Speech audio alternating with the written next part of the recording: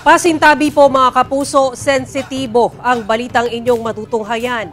Ilang nicho sa City Memorial Park sa Cagayan de Oro City, sinira at ninakaw umano ang mga bakal. Dahil rito, ilang bangkay nakalitaw na at may masangsang na amoy. Ang detalye sa report ni Cyril Chavez ng GMA Regional TV 1 Mindanao. Butas-butas at sira-sirang mga nicho at nagkalat na damit ng mga bangkay na na-expose na. Ganito ang sitwasyon sa loob ng lumang bahagi ng City Memorial Park sa Bulunsuri, Cagayan de Oro City. Ito raw ang resulta ng pinaniniwalaang sunod-sunod na pagnanakaw ng mga bakal na mga sinirang nicho sa sementeryo.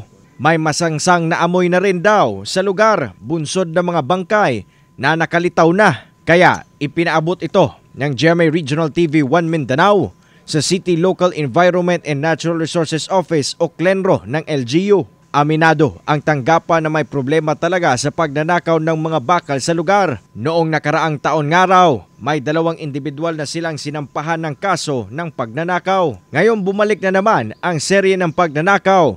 Mahigit 30 nicho na ang ninakawan at sinira base sa huling tala ng CLENRO. Natay tulog ka Blue Guard nagabantay during night time kay ang krimen kay tabo diha pangawad sa kabilya kana mang gabi na. Problema rin ng CLENRO ang mga naka-expose na bangkay sa lugar.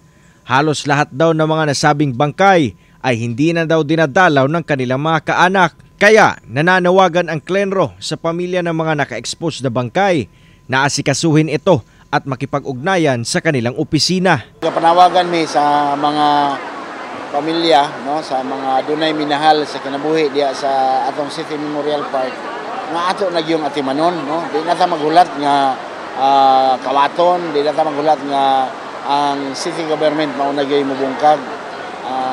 Nawag mi nga unta inyong atuan aron maplastar. Panawagan din ng CLENRO sa mga residente na naninirahan malapit sa sementeryo na makipagtulungan sa pagbabantay sa City Memorial Park.